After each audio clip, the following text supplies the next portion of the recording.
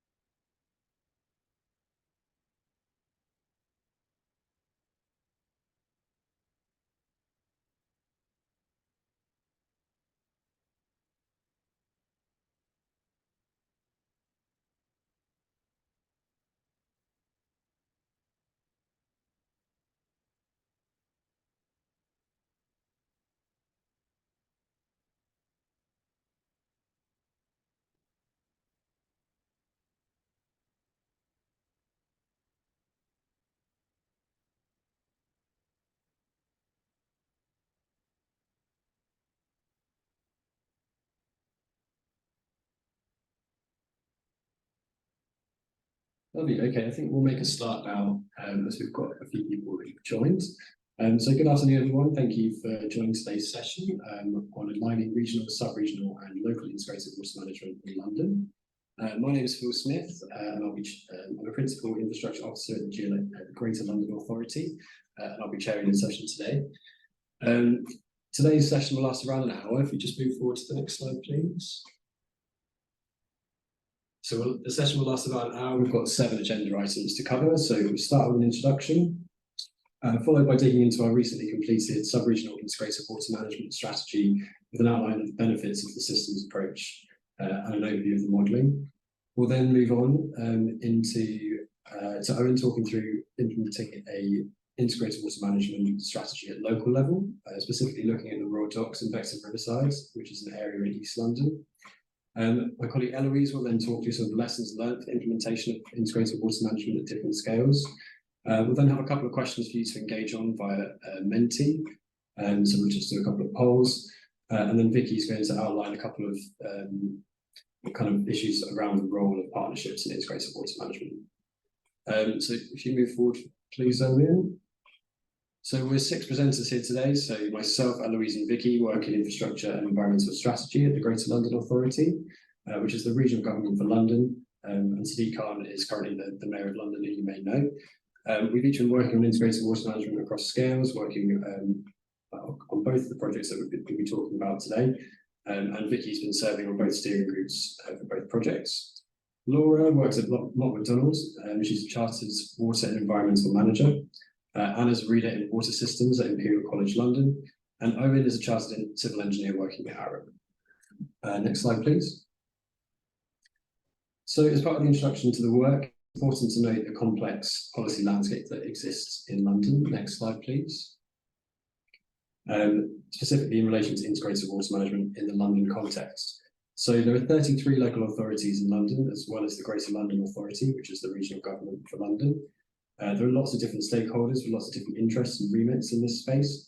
So, for example, we've got Thames Water, who's a private sector water and wastewater company, the Environment Agency, who's a government arm's length body, and other organisations such as the Canal River Trust and Port of London Authority. We've got multiple layers of legislation that exists in this space, as well as lots of different strategies. So, flood risk management strategies, drainage and wastewater management plan, the London plan, and local plans as well. And integrated water management lies at the intersection of much of these interests and is an important mechanism for delivering positive outcomes. Next slide, please. So in terms of our past work, the GLA recognises the value of integrated water management, and through policy in the London Plan, we've mandated preparation of integrated water management strategies at the local level for particular areas within London, and that's to inform development plans and proposals for growth locations. Namely, these locations are areas with particular flood risk constraints and insufficient water infrastructure capacity. Multiple integrated water management strategies have previously been prepared at the local scale in London, and you can see the locations on the map to the right there. So that's at Vauxhall, Nine Elms and Battersea, the Isle of Dogs Opportunity Area, Old Oakham Park Royal, and also Old Kent Road. Next slide, please. And having prepared those strategies, we're always looking to learn and innovate, and we sought to understand the successes, limitations, and barriers to delivery that existed at those kind of local integrated water management strategy level, at that level. So we found that a lack of resources in local authorities led to uncertainty around growth. So there was particularly a lack of a clear accessible evidence base. There was a lack of capacity funding and resource to prepare individual local integrated water management strategies. And there was a lack of consistency across local plans, which also led to that growth uncertainty.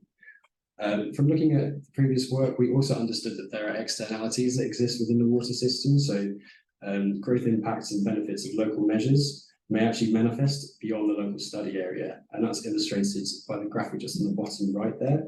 So growth in Vauxhall, Nine Elms and Battersea Opportunity Area actually resulted in a wastewater impact in Deptford, which is an entirely separate borough and located 6 miles away. So I think as well as that, there were also implementation challenges. So there were unclear responsibilities around among the stakeholders around who was doing what, and that made it difficult to apportion costs and responsibility. We also found that implementation actions weren't always supported by appropriate mechanisms for delivery, and there were timing issues.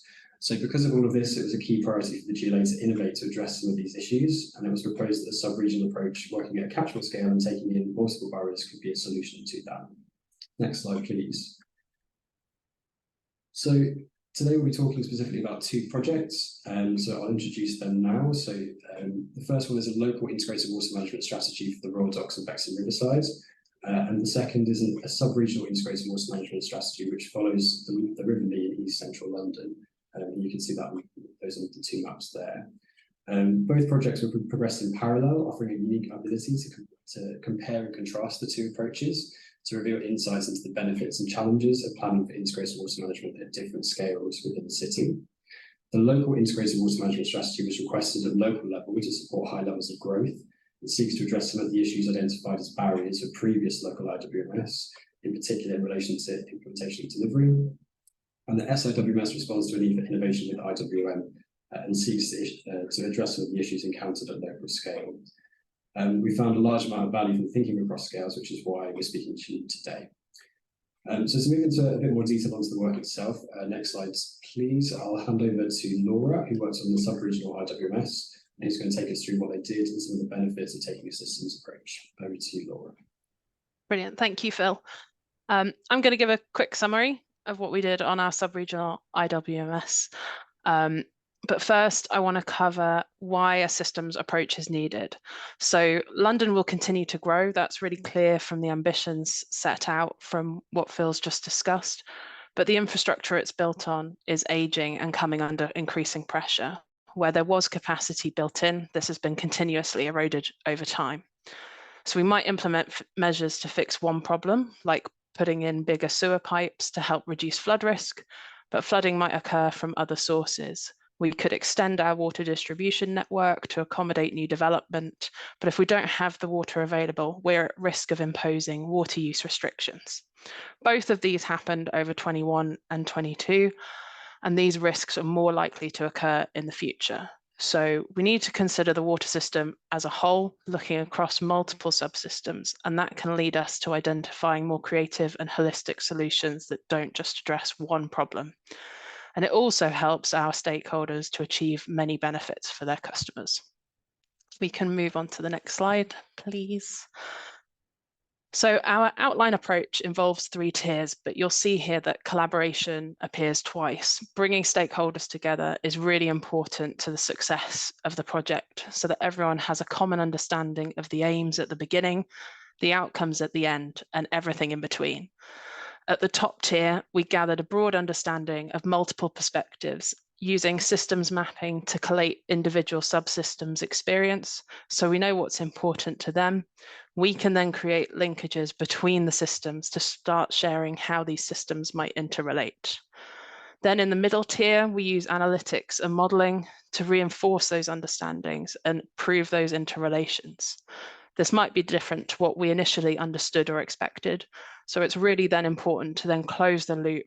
And finally, at the point of the triangle, we hone in those findings back to the stakeholders so that they can use this really crucial information in their outputs and meet their planning needs. These 3 tiers are the core building blocks of how we define the system. Do we know what the root causes are, what is important, what needs to be measured, what the current risks are, and what the front of mind challenges are? By undertaking this process, stakeholders not only understand but feel real ownership of the findings. It can also provide a forum for learning. In the future, resources and role functions might change. So understanding and recording these findings in a way that can be redistributed is also really valuable as a record. If we can go to the next slide, please. So our pilot region was the Lower Lee Valley, incorporating the 7 London boroughs that Phil showed at the beginning, where high growth is expected in the future, but it's also a culmination of water resource, river systems, and wastewater subsystems, and they all mix together. To build our systems model, we layered the various subsystems together. Just wanted to reflect that this step is really critical. If you draw your boundary wrong, that can limit what you do next. So it's really important to get it right. Definitely take some thought on how it all links together and stacks up. We considered a combination of local integrated water management strategies and the opportunity areas, so places where we knew growth and development was big in coming years. We aligned these against our administrative boundaries and planning policies. We then looked at how those drainage and wastewater boundaries intersected our study area. Here we had to extend our boundary to include wastewater flows from outside the river system. Then we looked at the interface between urban and rural land management and how this might influence our findings. At this point, we decided to extend the boundary to include the Upper Lee Valley region as well, because there are natural flood management measures and also changes to water abstractions that are likely to influence the Lower Lee catchment. We considered water resource and distribution boundaries. So again, we extended the representation of water inflows where we've got transfers from outside of the Lee catchment, such as West Thames, which is used to supply water to the whole of the London water resource zone. We brought this all into a single connected model, which represents the Lee catchment, but we focused it on the Lower Lee sub-regional area, which is shown by the red box on this map. If we go to the next slide, please. Once we defined our spatial system boundary, we also set about mapping the connections between the systems. This diagram is a very high-level systems map, much simpler than the one we produced for the project, but it demonstrates at a high level how various interventions are linked to the outcomes. Positive links are shown in green, negative links are shown in red, but this is the basis of what we selected for our modelling. We collated priorities from various planning frameworks for our stakeholders.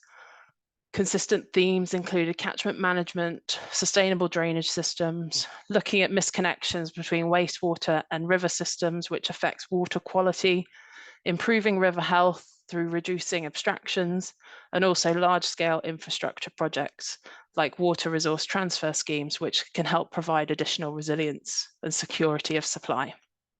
Considering the priorities, we then selected our metrics for the modelling, which largely fell under water quality, water availability, and water quantity metrics. Next slide, please. Now we had our system model boundary and we knew what we wanted to measure. We validated and used the model to understand our current subregional risks, but also look at what might change in the future and how those risks might manifest. We tested different types of options against current and future scenarios and then tested them against our metrics. I'm going to cover a few examples of some interesting findings throughout the modelling process. The first one being sustainable drainage systems. So they provided a benefit to flooding. We thought that was going to happen. That's kind of the point of them. In particular, where smaller rivers have a much quicker, flashier rainfall response. But what we really found was an interesting finding was that water quality also really matters. So currently in the River Lee, some of the water quality is quite poor. So when they're abstracting that water, it's imported from other areas so that it can be treated and put into supply. This has high carbon and cost implications, but with the modelling and representing the implementation of SUDS, we found that water quality improved at the point of abstraction. And so the potential for reducing these costs and improving resilience across the catchment was really significant. If we go on to the next slide, please. Another interesting finding relates to water consumption. So we modelled the impact of reducing water use across the sub-regional area. This had the intended benefit of reducing abstractions and less water needed to be distributed. But what that also proved was that at the points of the system where sewage goes back into the river after treatment, those flows were significantly reduced, as this effluent makes up about 40% of the average flow. As a result, there was a lot less water to dilute pollutants, and so water quality actually showed a deterioration. This highlights that wastewater is a valuable water resource as well. Next slide, please. So whilst these findings are important, what we're really focused on is what that then means for our stakeholders and their planning. This graphic shows the potential role a sub-regional strategy can have in gathering and assessing information in current plans and then outputting it, collating it, outputting it, using those results to feed into the statutory planning frameworks at critical points. This can also merge portfolios where there are second order benefits that can be quantified and opportunities across multiple portfolios can be realised. So to summarise, a systems approach on this project provided us and our stakeholders a better understanding of the drivers of the problems we're facing, the influence of certain interventions, but most importantly, identify that there is no silver bullet. Whilst historical approaches show us that there's a really good depth of understanding of various subsystems, this approach showed a broader understanding looking at the cross-connectivity. Now we understand what types of interventions impact across multiple subsystems, and that helps us prepare for future challenges. It'll mean a more cost-effective use of funding through collaborative working, and hopefully a future where the whole is greater than the sum of the individual parts. I'll hand back to Phil now. Thank you. Lovely, thanks very much, Laura. So part of the innovation of this sub-regional integrated water management strategy was developing a methodology which was underpinned by robust modelling. And we were really fortunate in this instance to have academia on board to help us with this through Imperial College London. So I'll hand over now to Anna to take us through the modelling work. Thank you, Phil. So this is really building on what Laura was mentioning around the triangle and that middle tier in the triangle, which talks about the quantitative evidence. And of course, it is very important for the case study we are describing, but also for any regional water system. And the one example that I've decided to show you here is the regional water system of the whole of the Thames Basin, where there is a huge interaction between the urban and rural land use, abstraction and discharges, as Laura has mentioned. And for all of that, we ideally need a quantitative evidence. So for that, next slide, please.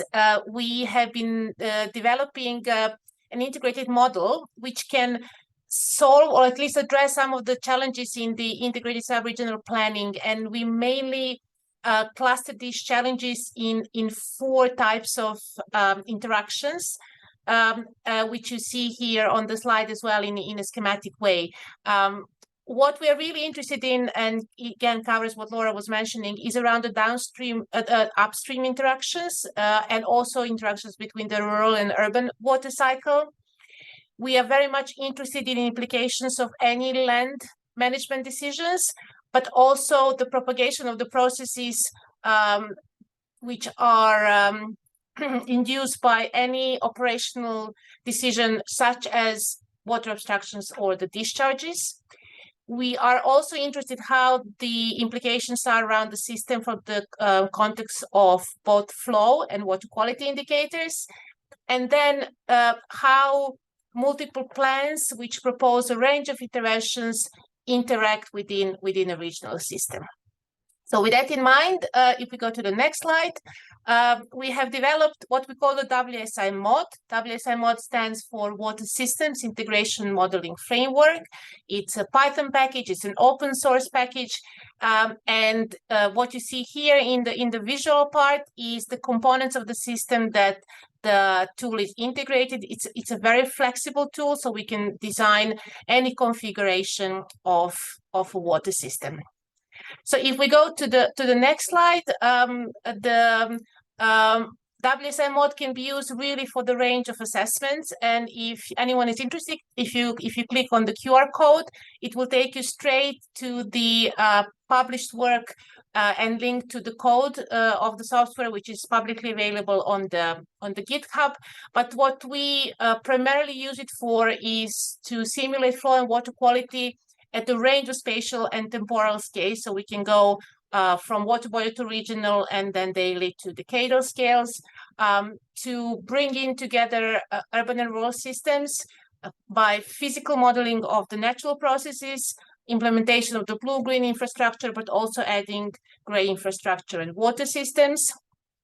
In the case, especially the London case study, we're focusing on the urban planning, so links between the housing development and water systems. And as I mentioned, what is really important for us is the capability of the tool to simulate infrastructure operation, but also the policies and in this case, for example, obstruction licenses.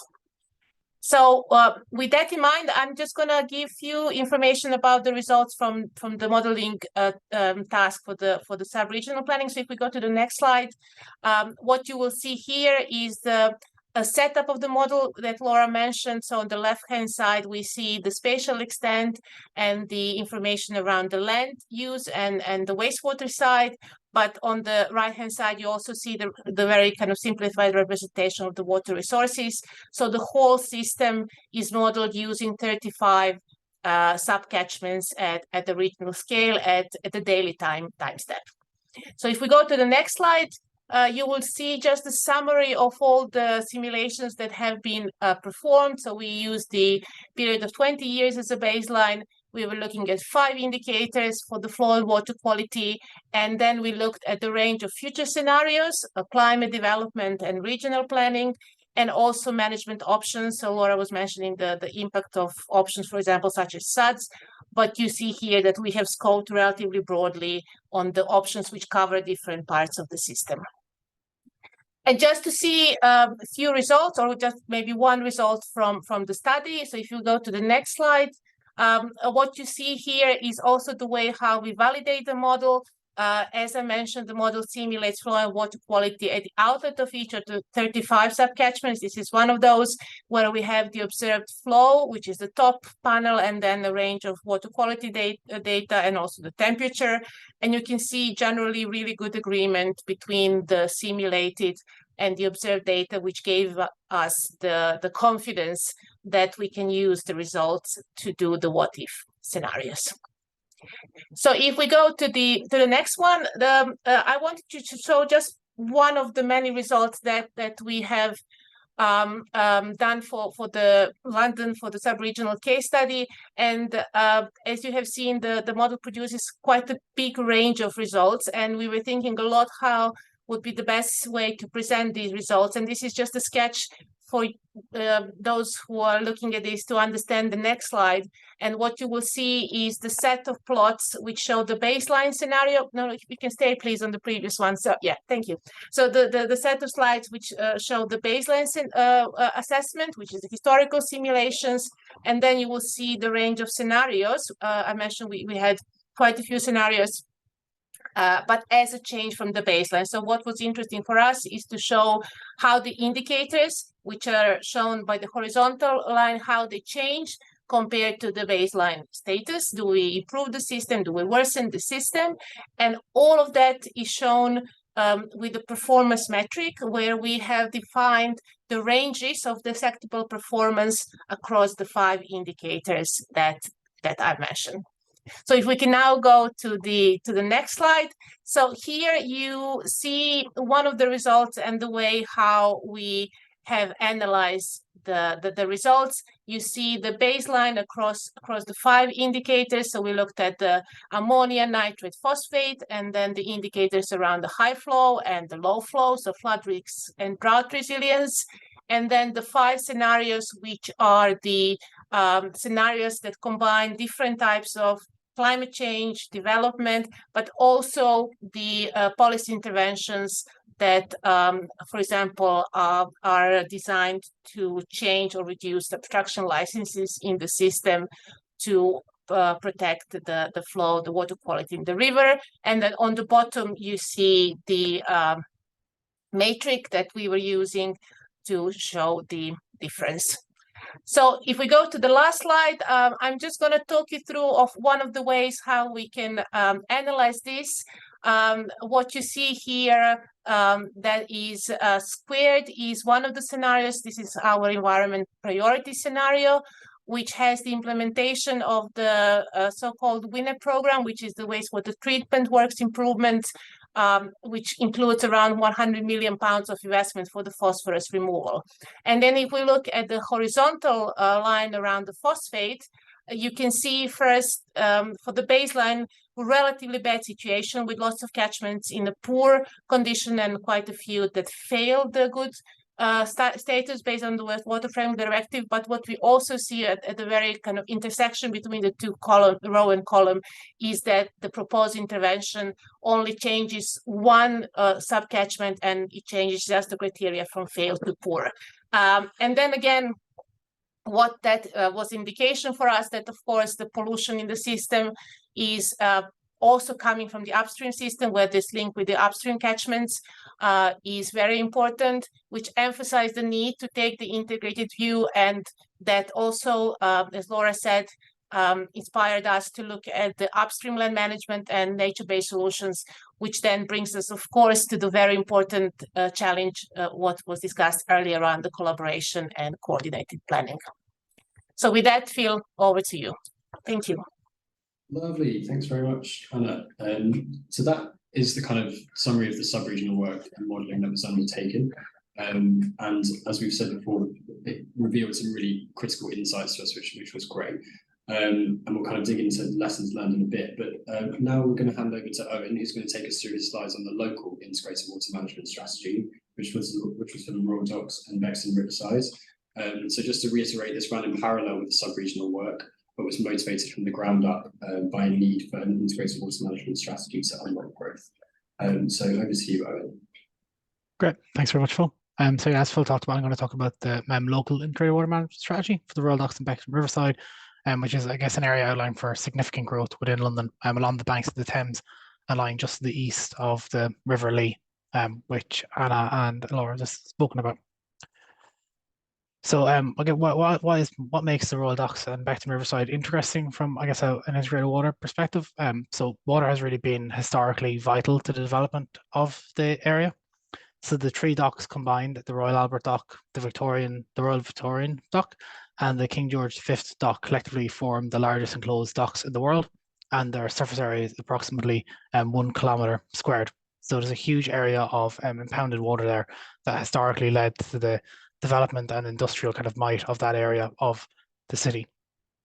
I guess what's happened and the removal of kind of the need for the Royal Docks over time is that land use has changed function in that city and that area of the city, and where there was previously a large focus on industrialization, now there's potential to repurpose this land, which is why the area has been identified in the London plan for significant regeneration. So I discussed that. It's been identified as what's known as an opportunity area, and this outlines that it has the potential to create nearly 40,000 new homes and over 55,000 new jobs in the area, so potential for significant improvement. But I guess what's really important, what Phil has kind of outlined, is that due to the known water pressures in the area, it's known that water will be really important and vital to enabling this development. And because of the different factors that are associated with that, an integrated approach is needed there. So what were the objectives of the integrated water management strategy? So first of all, we were trying to understand the current and future water challenges, and I guess most importantly, how they could impact on the growth of the opportunity area. Then we were looking to assess the delivery of the water infrastructure and see how that could be done in an integrated way, both across the water cycle, but also in relation to other sectors, and in particular, trying to align that with the development that was ongoing within the opportunity area itself. So there wasn't, I guess, unrequired work there by different collaborative partners. Next, to ensure the proposed development across the opportunity area resulted in sustainable water management and climate adaptation in line with the GLA's plans and the London plan. And then finally, trying to present the outputs in an integrated way that encourages the delivery and adaptation to the future challenges identified, and trying to take on board some of the lessons learned that Phil outlined earlier in the slides from some of the previous local integrated water management strategies. So what specifically we were looking to do as part of this, I guess not surprisingly, water was a key part of this. So looking to promote local integrated water management, but on a site-by-site level, but also across the opportunity area, and then also considering how that overlaps with the sub-regional study that was ongoing beside it. Looking then to provide sufficient capacity to mitigate the known flood risk in the area, and in particular provide better protection for these new sites where we could. Also then trying to understand the impacts of climate change, both in terms of greenhouse gas emissions, but also I guess to adapt to the effects of climate change, such as increased rainfall. Seeing where we could promote biodiversity, given the industrial nature of the history of the area, biodiversity isn't very strong, so trying to increase that where we could, and then also trying to align where people can actually come into contact with wildlife and nature in what is traditionally quite an urban area. Finally, a real focus on delivery, operation, and maintenance, as I kind of talked about, trying to minimize disruption of delivery and then reduce costs as well, most importantly, as part of that. And that can be both for the consumers and also for the developers in the opportunity area. Our approach to this then, I guess, really was underpinned by kind of our vision for how water should be managed, and trying to bring on board an innovative approach that's based upon kind of working across different governments and different organizations across the world, and trying to actually understand how we can best use integrated water management to solve the crises we're facing in the water system. We've got 9 characteristics here, which are run through and all, but we believe that collaboratively these are all key to bringing together an enhancement of the water system, and then bringing about a better future for water, both in terms of for the water system, for the environment, and also for society.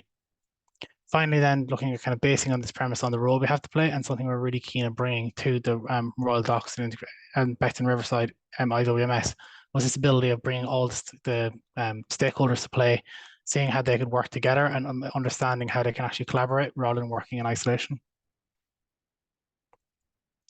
The approach then, so I guess quite similarly to what Anna mentioned, the first stage we took was actually to analyze the data. So we undertook a kind of a systems mapping exercise, and then quantitative analysis alongside that to actually understand how water flowed through and flowed out of the opportunity area. This allowed us to gather evidence and analyze and kind of interrogate what we were seeing. The purpose of this really was to inform the next 2 pieces, which were the delivery strategy and implementation toolkit. And these were kind of focusing on trying to resolve some of the issues that Phil had mentioned earlier and some of the lessons learned from the other strategies. So the aim of the delivery strategy really was to focus on the options and interventions that could be applied across the opportunity area, and then also what ambitions they achieved. Its function was largely aimed at kind of policymakers and local authorities, and then would allow them to inform that back into the planning process. Whereas the implementation toolkit actually looked at the key recommendations that we were looking at, and then kind of considered all of those on a case-by-case basis. And then the intention for that was to actually be used by the parties that will be delivering those interventions. So that could be a developer, for example. What were the key insights then we had? So quite a significant growth and supply-demand balance, given that there was, I guess, going to be growth within the opportunity area, and then also the kind of, as Anna and Laura alluded to, the kind of reduction in water availability moving forward in London towards 2050. This then led to quite a significant supply-demand gap. Also then looking at water efficiency, what became quite clear from our analysis is while we could actually have this new development to be quite water efficient, actually there was a huge issue with kind of water efficiency potentially within the existing developments across the area, and that retrofit might be needed to tackle that. Leakage reduction was also a huge piece. So within the Thames Waters zone, we found that leakage reduction was actually the single largest mechanism for reducing the water supply demand balance. But what I guess was really, really interesting there was that actually, if Thames Water met all their leakage reduction targets, that would actually mean that no other aspects will be required in order to meet the water supply balance. However, given how Thames Water managed this is actually managed outside the opportunity itself across the water resource zone. So kind of alluding that there's the need for really strong collaboration across there, but within the opportunity area, but also outside it, and dealing with the kind of externalities of the system there. Also looking at surface water management and seeing how surface water could be removed from the combined sewers was a real priority.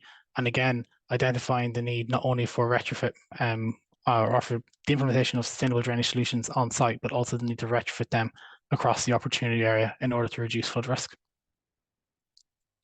So what were the recommendations that really came out of this then, and how are these focused in on specific targets?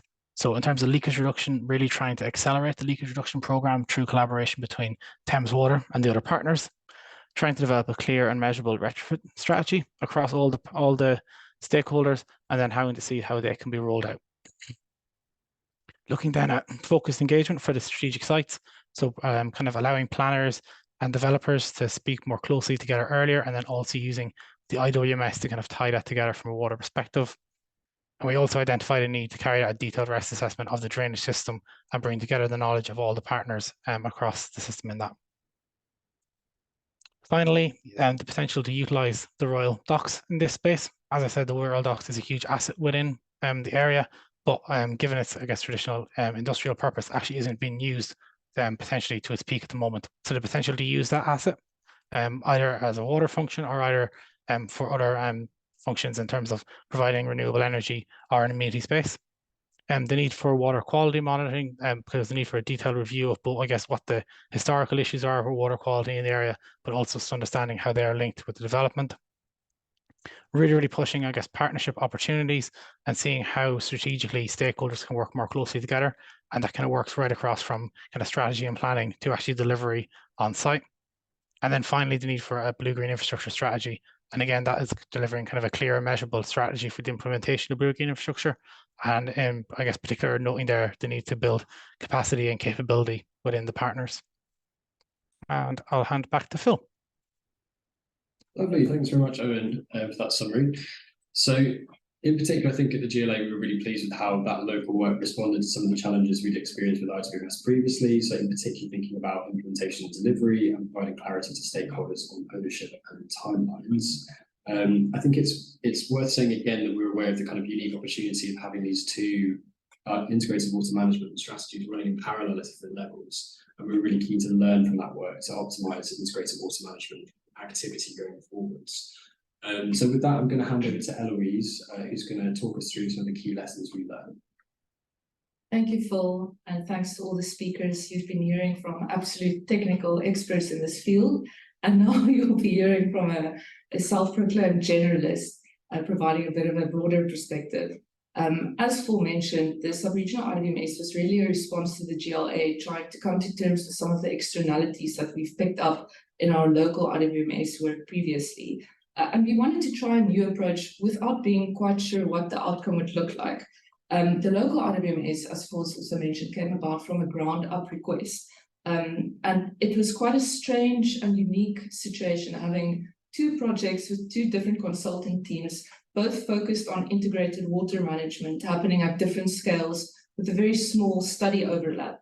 And I think from our side, perhaps naively, we thought there would be multiple synergies, and we were very curious about the difference in granularity of the modeling at the very local scale and at the sub-regional scale. And from the icons there, you can see this very basic understanding of zooming out to the sub-regional scale and then zooming into the local scale. And we organized for the two consultant teams to touch base, I think 4 times during the project timelines. And we kind of scaled down the ambition there from saying these two studies need to align perfectly to saying we just want to make sure that they don't misalign.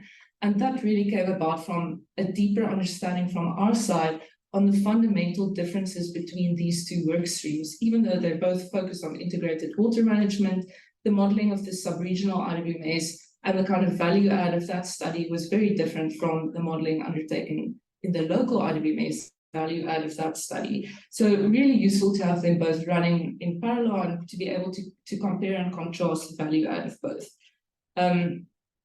Something that I think was an important lesson for us was about the sequencing in future. So we find that there's incredible benefit in taking this systems thinking approach and zooming out on the catchment scale to have a better understanding of the drivers of some of the challenges we want to try and solve in London. And doing the sub-regional work first gives us clarity on which challenges should be investigated at which scale.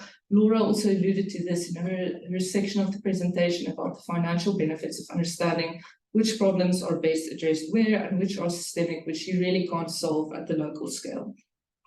So for instance, the sub-regional IWMS gave us some really strong quantitative evidence to challenge some of the ambition of London-wide policy statements around SUDS.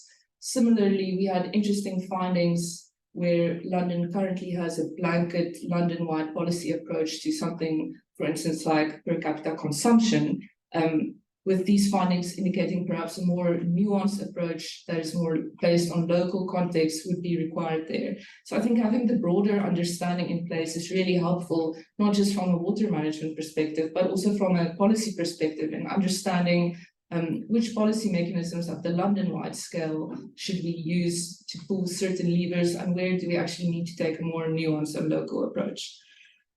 For me, the outcomes of both these studies demonstrate that we need both of them and they serve different purposes and there is value to be added. The sub-regional one uncovers important findings for us at the catchment scale and also does not replace the recommendations and the value add of the local IWMS.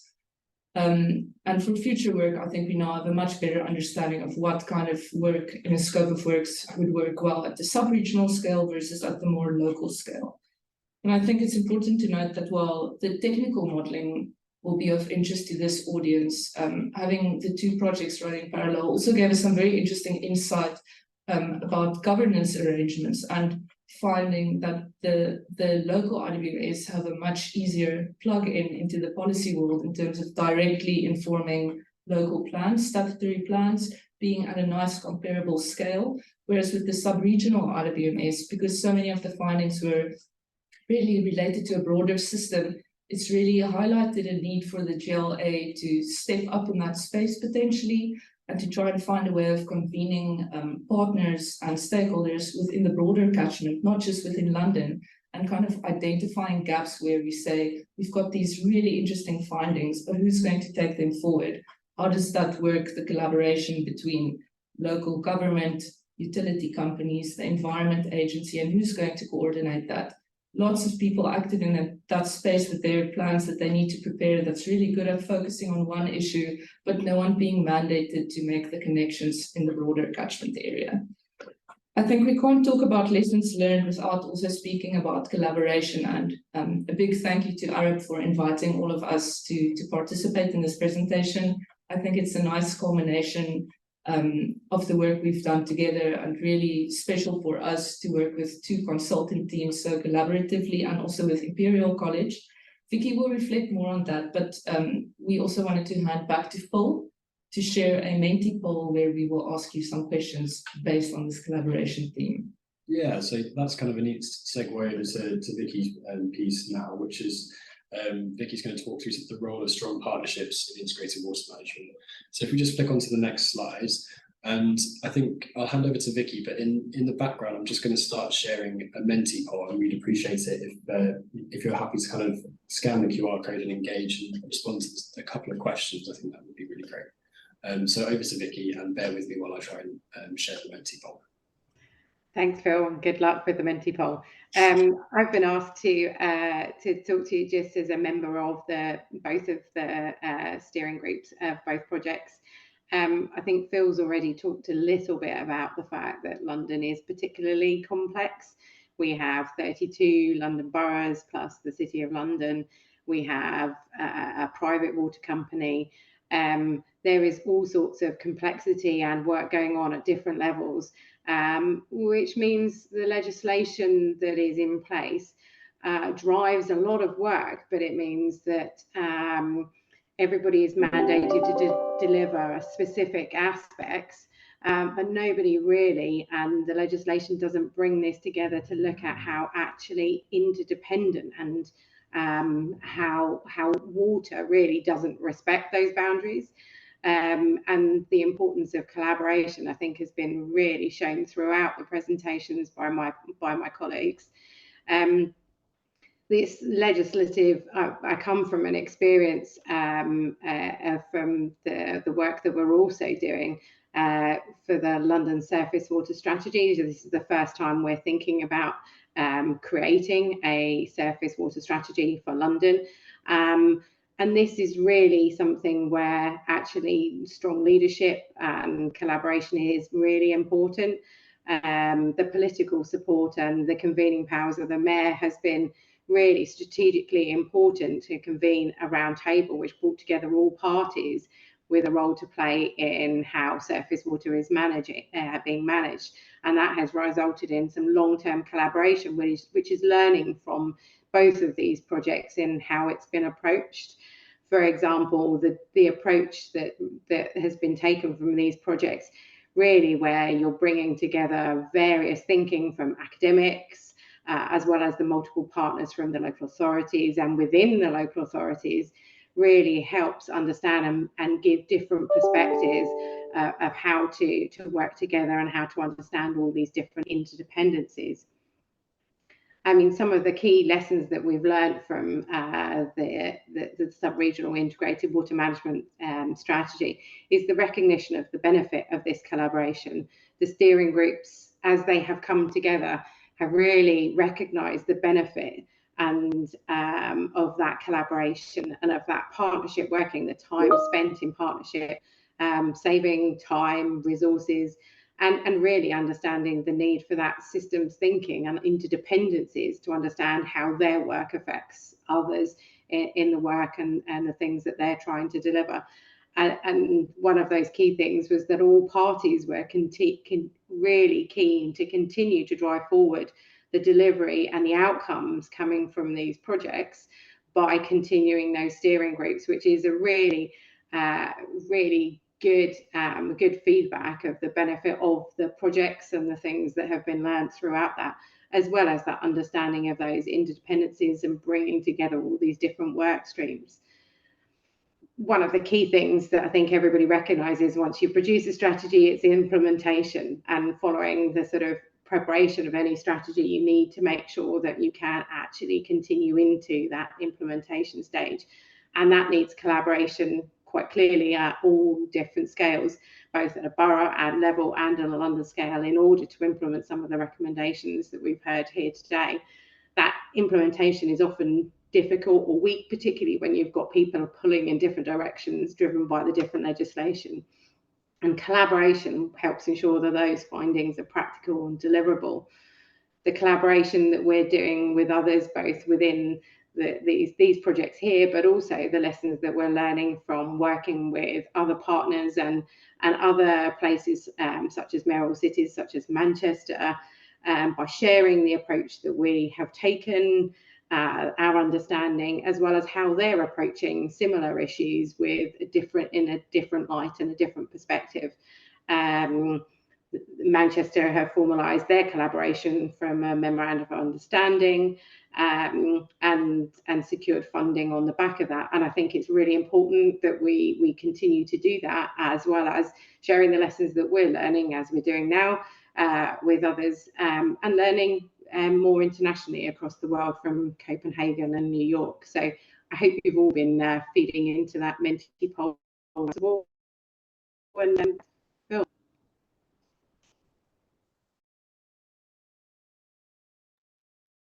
Lovely. Thanks very much, Vicky.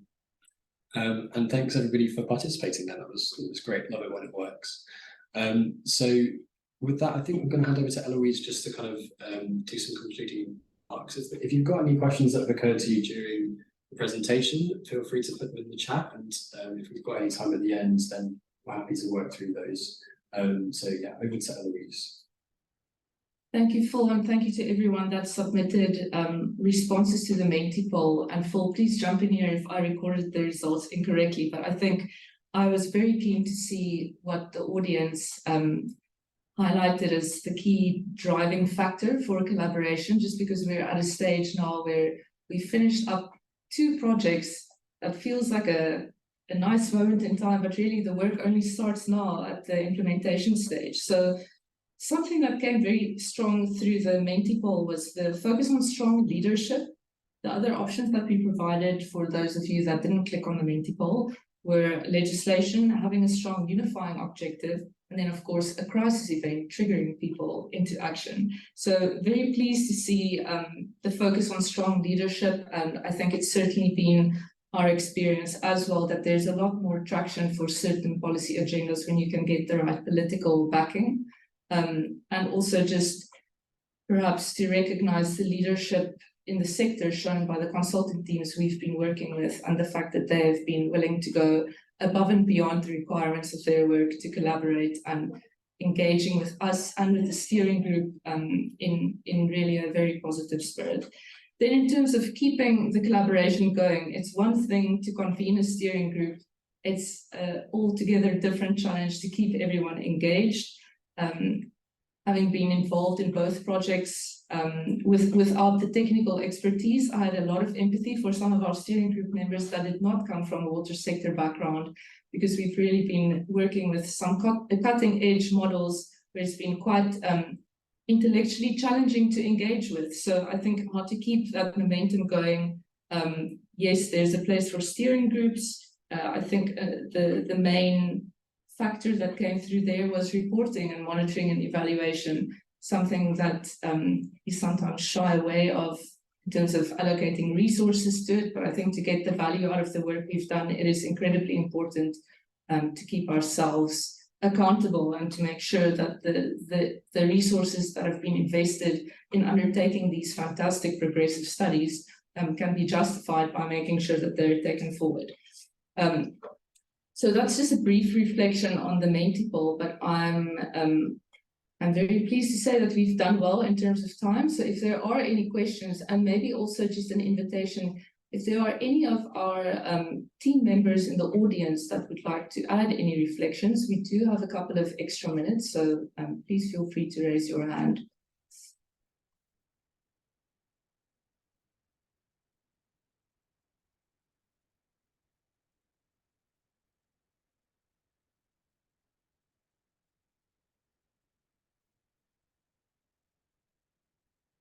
Does any one of the presenters want to ask a question to the audience to break the ice? I'm mindful that our reflections are really based on London and Brendan. Go ahead, Brendan. Hello, am I there? Yes, we can hear you. Yeah.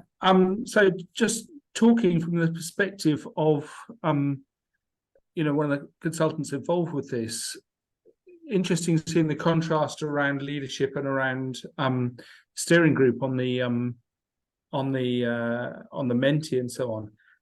I must say, I thought the leadership of the steering group was exemplary, and that was one of the factors here. Just the way every steering group was so well planned and then so well chaired, and it was great to hear your comments, Vicky, because one of the things that we were consciously trying to do with the project is, we see collaboration as a culture that, all of us are kind of pressed to get our day jobs done and get them done and get them done.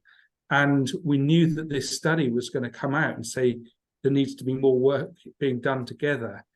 But we knew that also that, when you're responding to a report like that in a sense, that's not enough. So I think one of the things I was grateful from the leadership of the project was that it set out a culture of collaboration in the process of the project. So the project, everyone says you do systems work because it's all about outcomes, but it's not. It's also about process, because a process is a means by which you can change culture, and that means your outcomes are going to travel much, much further if you've developed that collaborative culture on the journey of the project. So just to say, from my perspective, I thought the leadership from the GLA was great, as well as the engagement from all parties kind of bought into that idea. I don't know, Vicky, if you'd endorse that analysis, or if anybody has any more thoughts on that. Thanks. Thanks, Brendan. Sorry, I've just caught on video there. Reflections on that? Can I jump in just quickly and just say, I think I would definitely endorse those comments, and I think it's about establishing through a project is about establishing those relationships that you can continue, and that relationship and that trust and that working together spirit, I think, will continue as a result of these projects, which I think is phenomenally useful in that collaboration in terms of bringing things together and hopefully actually taking forward and actually putting things into practice, which is ultimately the ultimate aim, isn't it, in terms of actually trying to make sure that whatever the findings are, we can actually practically put them into place. 100%. Well, thank you very much for that reflection, Brendan. And perhaps it's useful to just share the composition of the steering groups for the audience's benefit.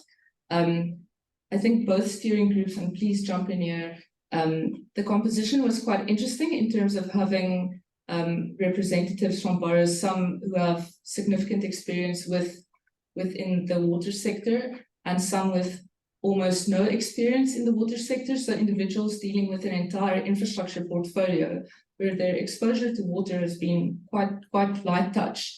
And then, of course, with our consultants, we had technical specialists, but we also brought in some help with the sub-regional IWMS in terms of an external chair facilitator, which really we had excellent returns on someone with credentials within the water sector that could challenge technical aspects of the work that otherwise might have gone unchallenged. So I think having that balance in the makeup of a steering group where you've got technical experts, generalists, and then a couple of people such as Vicky, who's able to translate between these two groups and almost act as a bridge, saying, well, this is very technical and I can engage with this, but I'm interested in the practical application of this because I also understand the context within which these findings need to apply. So from my perspective, the success of both projects is really a reflection of the diversity we had in the steering groups,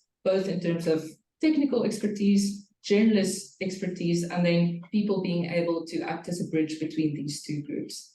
So I think that's our time for today. Thank you very much for listening, and please do feel free to reach out to any of us if you would like further information on the project. A big thank you from the GLA side and to our consultants, our colleagues.